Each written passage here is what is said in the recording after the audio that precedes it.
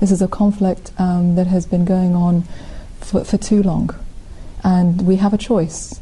We can either sit by and we can sit and watch our TV screens and watch the atrocities and see some really horrific images, or we can get up and do something about it. As the world watches Syria and joins in celebrating of the end of one of the most brutal dictatorship in modern history, the Assad family regime, I found myself drawn to one lingering question. Who is the woman behind the infamous dictator, once hailed by Vogue as a rose in the desert? Is she truly that elegant, compassionate figure that world was led to believe? Or is she something far darker, a modern-day Marie Antoinette, complicit in her husband's reign of terror, and potentially even a war criminal?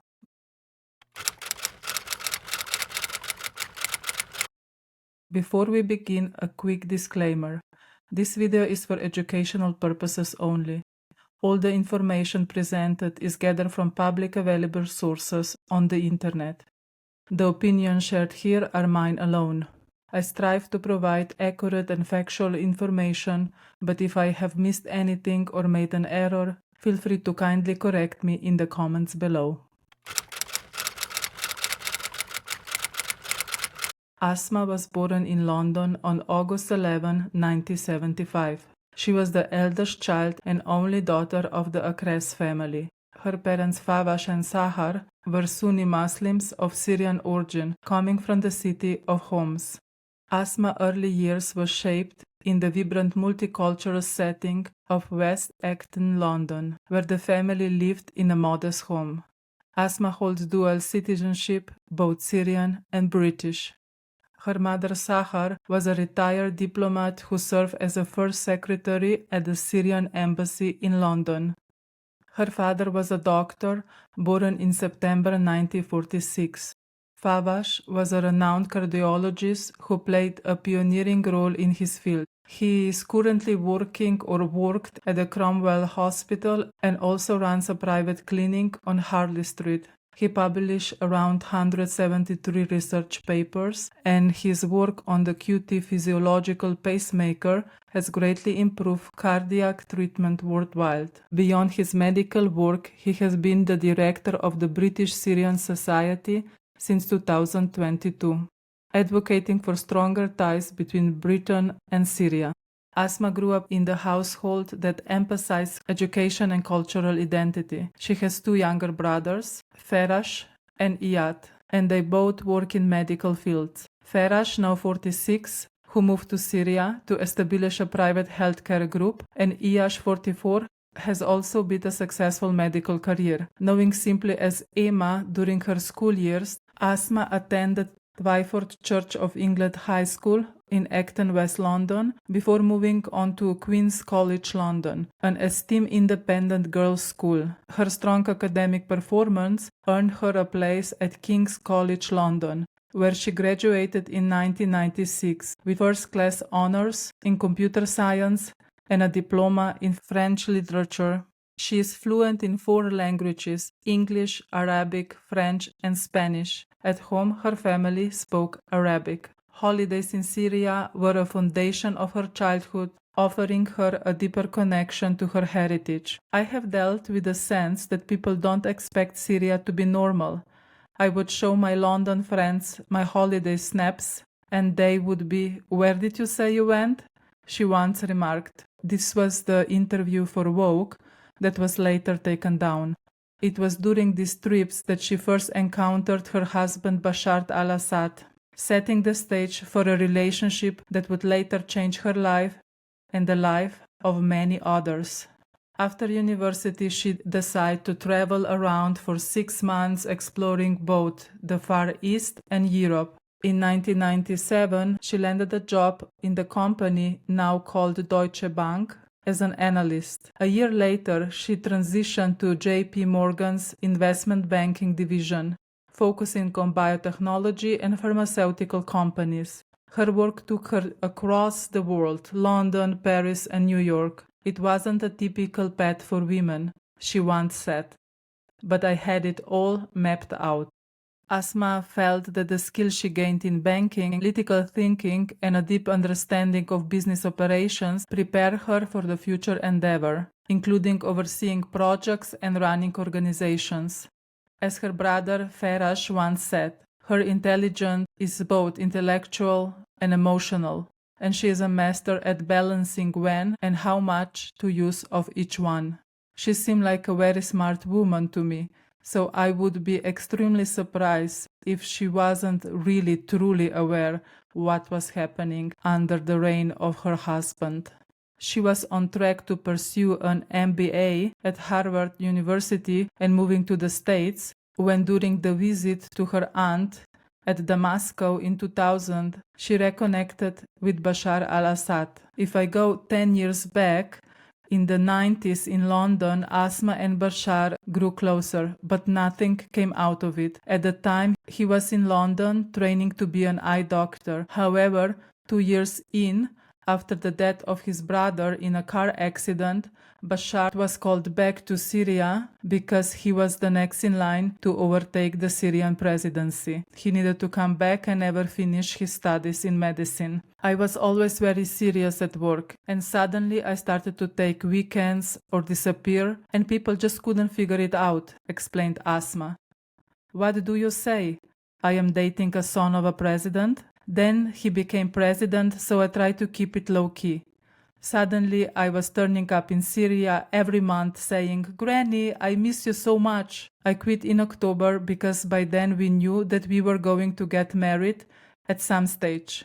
I couldn't say why I was leaving.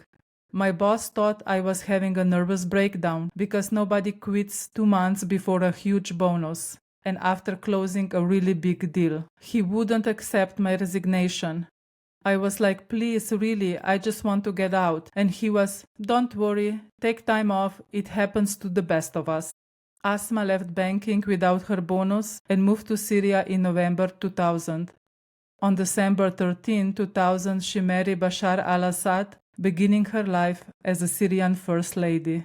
They announced their marriage in January 2001, and there was the decision that they wouldn't release any photos of Asma. The British media picked that up. Now she moved into the presidential palace, never to be seen again. Asma recalled, laughing. The marriage caught many by surprise, as there have been no prior coverage of their dating or courtship. At the beginning, their union gave many people hope. They saw it as a signal of progressive step towards governmental reform, giving Asma's upbringing in the United Kingdom and her Sunni heritage, in contrast to Bashar's Alawite background. Asma has spent 3 months incognito before she had any official engagement. I went to 300 villages, every hospitals, farm, school, factories, you name it. I saw everything to find out where I could be effective. A lot of the time I was somebody's assistant, carrying the bag, doing this and that, taking notes. Nobody asked me if I was the First Lady. They had no idea. Bashar and Asma have 3 children. The eldest child, a son named Hafesh, born in 2001, was named after Bashar's father. 2 years later, they had a daughter, Zain, and their youngest son, Karim, was born in 2004. In January 2013, Bashar mentioned in an interview that Asma was pregnant. However, no further reports about the 4th child ever emerged. At home, the dynamic in the articles that I found is described as highly democratic. We all vote on what we want, Asma explained. We were having troubles with politeness, so we made a chart, ticks for when they spoke as they should, and cross if they didn't. There is a cross next to my name. I shouted. I can't talk about empowering young people, encouraging them to be creative and take responsibility if I am not like that with my children. Their 3 children all attended Montessori school. Here you can see the Instagram page of the Montessori school in Damascus. I am assuming this is the school they attended. Specific tuition fees for this international school are not public. However, Montessori schools worldwide typically charge between $10,000 to $15,000 per year. The children are now in their 20s. Their eldest son is a PhD candidate at Moscow State University. Asma attended his graduation in June 2023, where pictures showed her embracing him in front of the university iconic building and engaging with university officials. Hafez's dissertation, written in Russian, is 98-page long and focuses on algebraic number theory. At the conclusion of his work, he expressed gratitude to the devotee of his homeland, Syria, and first of all to the devotee of the Syrian Arab Army. He also thanked his parents, Bashar and Asma, as well as the rector of Moscow State University, the university staff, and the teachers for Syria. Asma's journey with the Assad family was not without struggle. Early on, she faced resistance within the Assad family. At first, she wasn't treated as part of the family. Homs and a Sunni, and her Arabic wasn't good, so she wasn't allowed to speak to the media in case she made a mistake. They didn't even let her have the title of First Lady. So you can see here how controlled their appearance in media was. Asma reflected on her transition from a career in finance to becoming Syria's First Lady. I like things I can touch. I like to get out and meet people and do things. As a banker, you have to be so focused on the job at hand that you lose the experience of the world around you. My husband gave me back something I have lost. Asma stepped into her role as a First Lady with a mission that seemed both ambitious and admirable. She went on to create a collection of organizations in 2007 that function under the charity sector of the government. She referred to them under the umbrella name Syria Trust of Development. It was presented as a charitable effort to foster social and economic progress. This program was running until the start of the civil war in 2011. Her central mission was to change the mindset of 6 million Syrians under 18, so she was focusing on children and youth, encouraging them to engage in what she called active citizenship. It's about everyone taking shared responsibility in moving this country forward, she explained. We all have a stake in this country. It will be what we made it. She presented herself as tireless, running her office like a business, starting her day as early as 6 in the morning, skipping lunch and heading home to her children by 4 in the afternoon. Her staff, accustomed to her intense schedule, learned to eat whether they could. I have a rechargeable battery, she once joked. At the time, Asma projected an image of progress and reform, becoming a symbol of female empowerment in the Middle East. Her image was carefully curated, and her activities and charitable nature often documented in the media, but appearance can be deceiving. I looked through the public presidential Instagram, and the videos had this fairy tale touch, as if everything was honky-dory. She was carefully staged for PR purposes, in my opinion. When the civil war in Syria started in March 2011, the carefully constructed image began to crumble. As protests erupted and violence escalated, Asma remained notably silent. The once accessible First Lady, who had been a darling of the media, stopped granting interviews or making public speeches. Criticism grew as her silence stretched on. Nearly a year into the uprising, she made her first official communication to the international media, The Times. She said, "The president is the president of Syria, not a faction of Syrians, and the First Lady supports him in that role." She really made it known that she is supporting her husband. She didn't appear much in the public, but here and there she appeared in the public, such as the Moscow Opera House in 2013, just to let people know that she is still here. "I was here yesterday, I am here today, and I will be here tomorrow," she announced confidently, stating that she didn't escape the country. Asma was not an innocent bystander. Rather, she was deeply involved in cultivating a network to stockpile their richness. Over time, she built a network that penetrated all sectors of Syrian economy. These efforts extended to banking, telecommunication, real estate, and even maritime industries. She orchestrated a labyrinth of committees and policies that control everything from internet access to subsidized subsidized food ration. Basically, this is food supplies provided at a lower cost, and government is pitching in, so it makes food more affordable for people. Also, foreign aid distribution fell under her empire, allowing her to decide who received help and when. This network strengthened her power within the regime, but also tied her identity to the regime's oppressive actions. Ironically, in a 2009 interview with CNN, Asma slammed Israeli attack on Gaza Strip as barbaric, and as a mother and as a human being called for an end to this violence. This is a conflict that has been going on for too long, and we have a choice. We can either sit by and we can sit and watch our TV screens and watch the atrocities and see some really horrific images, or we can get up and do something about it. Nobody is immune from what's happening. We've heard of women, children being killed, medics, journalists. It seems like this. It affects everyone. Where is human dignity? Where are the rights of the human rights that we all talk about? What do you do in the position that you hold, regardless of how senior you are or how influential you are? What is it that you are going to be doing?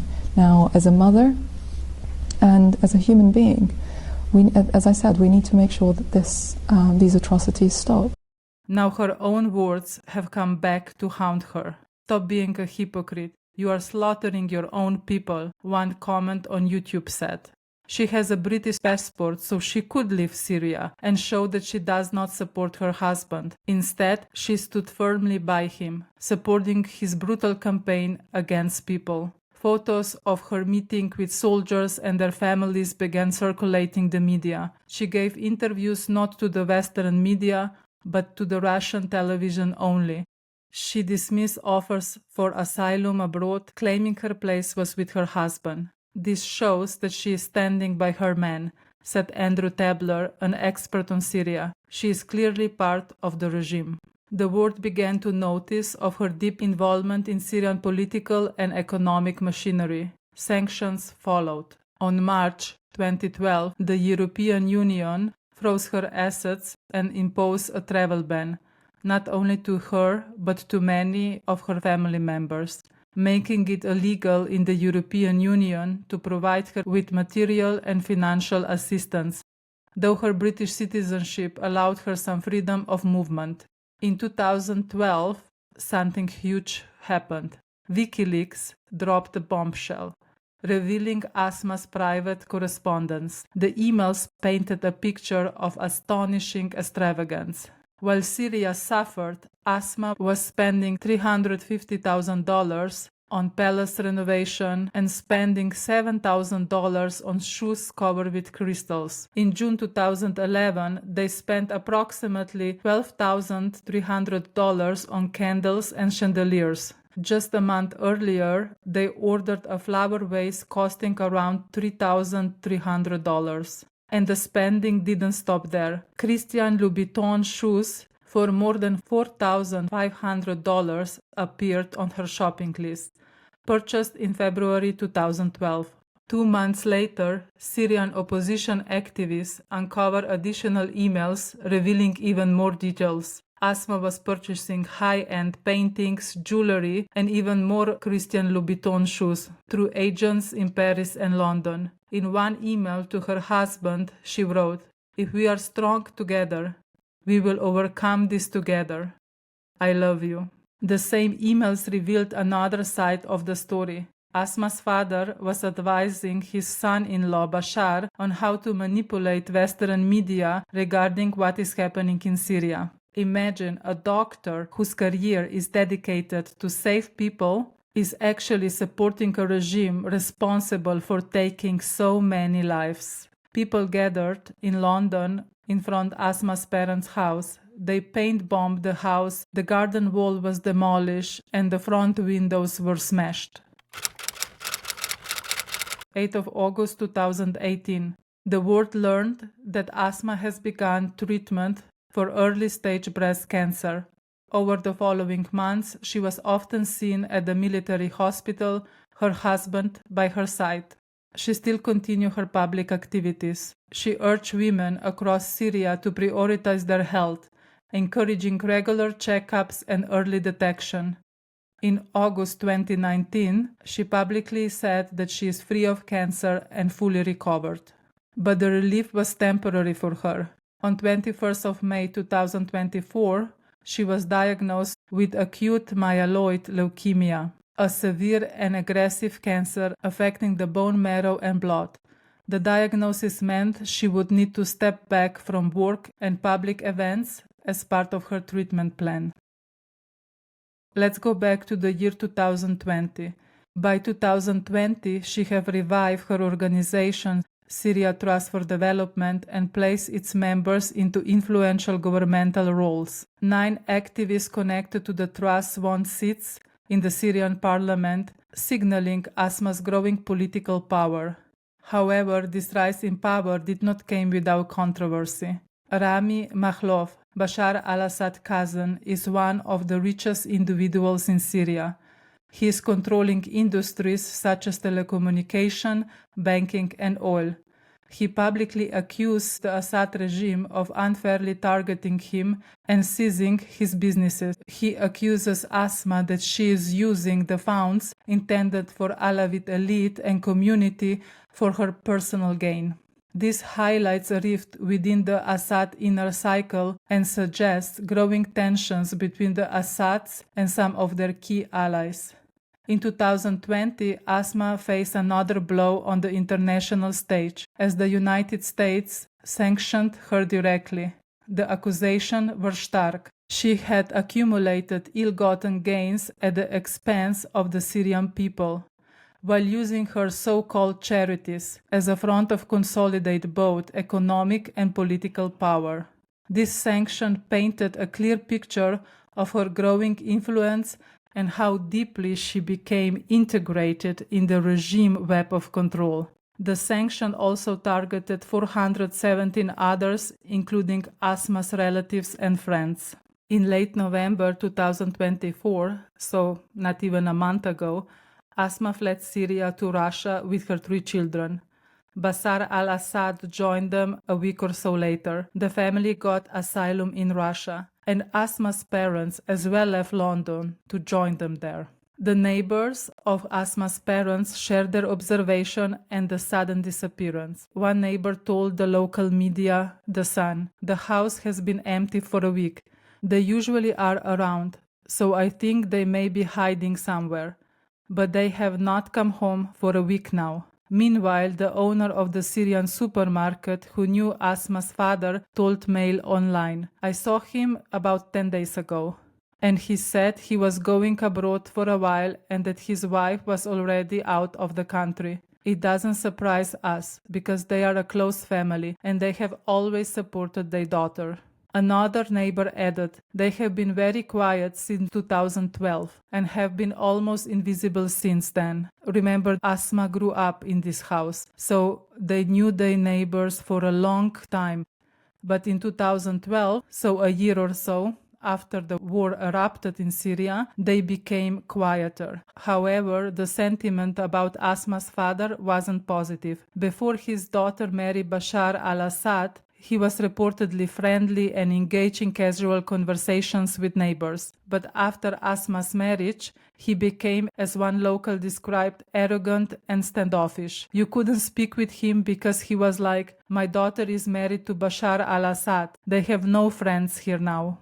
As for the rest of the family, reports indicated that Assad's 2 brothers-in-law also fled Syria, traveling to the United Arab Emirates for refuge. The financial scale of the al-Assad family's wealth has long been subject of intrigue. The United States Department estimates their net worth at around $2 billion, with much of their wealth concealed in offshore accounts, shell companies, tax haven, and real estate portfolios.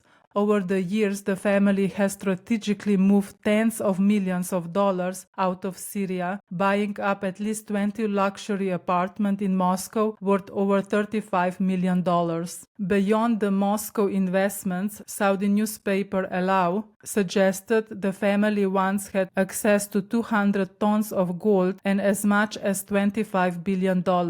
If true, their total wealth would be double Syrian GDP.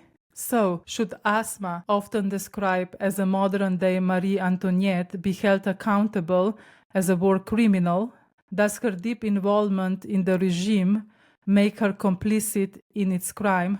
Since Syrian civil war started, estimates of the death toll are staggering, with figures ranging from around 500,000 to over 600,000 as of March 2024. Among these devastating numbers, the Syrian Network for Human Rights attributes a shocking 91% of civilian casualties to the Syrian government and its allies, painting a grim picture of the regime's role in the conflict. In March 2021, London Metropolitan Police War Crime Unit launched a preliminary inquiry into Asma's potential role in crimes committed during the Syrian civil war. The allegations against her are serious. She is accused of contributing to the systematic approach to the torture and murder of civilians, including the use of chemical weapons. Additionally, claims suggest that she encouraged terrorist acts during the war.